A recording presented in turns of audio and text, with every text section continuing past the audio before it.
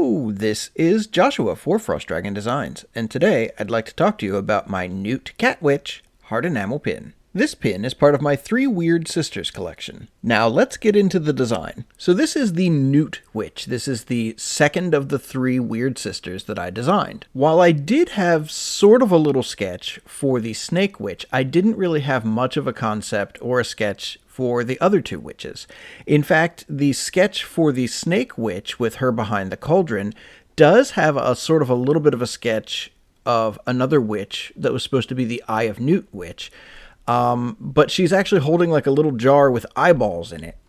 Now, of course, this doesn't make a whole lot of sense if you think about it. Newts are kind of small to begin with. An Eye of Newt would be very small indeed. And in pin form, it would look like, like just a jar full of black stuff. But we're not actually talking about literal eyes of literal newts here anyway.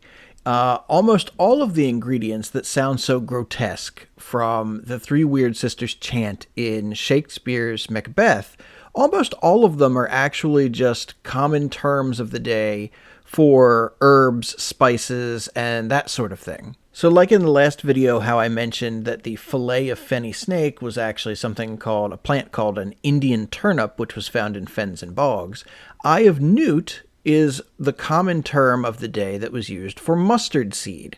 So not very grotesque or very grotesque depending on whether or not you like the flavor of mustard. I think that's something that I find really fun and interesting about that whole chant. Like, to our modern ears, it sounds really, really grotesque. We've got snake meat and eyes of this and toes of frog and, wing of bat, tongue of dog. We've got all these things.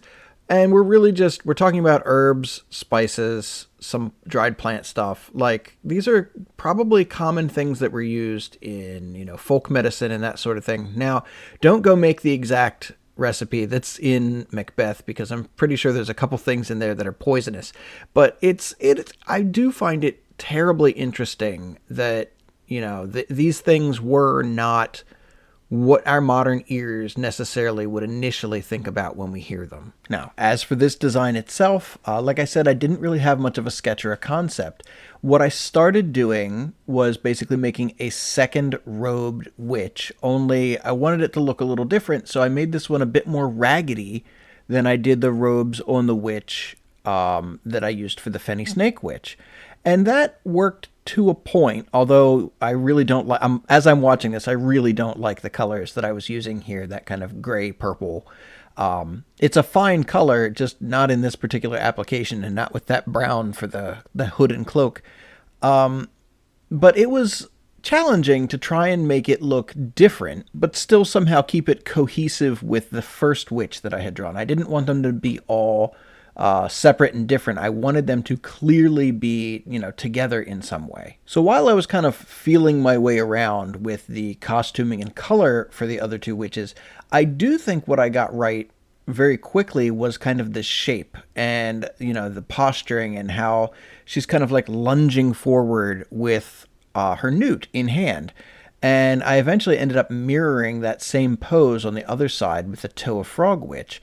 And I really like the way that looks all together with the Fenny Snake Witch as well, because it kind of just makes this nice rise, peak, and fall as you go across the three of them as a scene. As I was working on the design, I was constantly looking for ways that I could just kind of enhance and tell more of a story, adding the sickle in her one hand and giving her kind of the potion on her belt.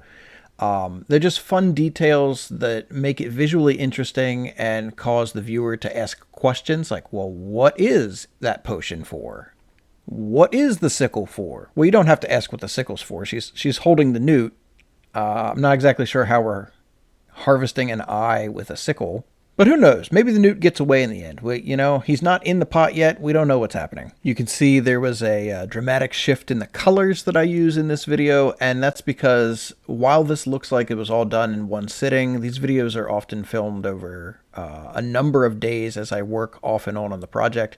I had actually started changing the colors in the other designs and came back to this one to kind of bring them back in unity. That's kind of what happened with these three in general, because I intended them to be a set I did the Snake Witch first, then I did the Newt Witch, then I went to the Frog Witch, and then I started kind of just bouncing back and forth between all three of them. In fact, they were all three in the same file the whole time while I was working, and I only separated them out into their own files when I needed to send those off to my production partner to actually be turned into pins. That was really helpful, just in the sense of keeping everything in the same scale. Overall, I really love the way this witch in particular turned out. I'm really happy that I got away from the hood and went back to giving her a pointed witch's hat. It just helps her have her own distinct look. So I hope you like this one. I hope you like hearing a little bit about my thought process as I was working through this design. If you enjoyed this, please go ahead, like, and subscribe. I have at least one new video out every week, sometimes two. And I would love to have you along for the next one. Thank you so much, and have a great day.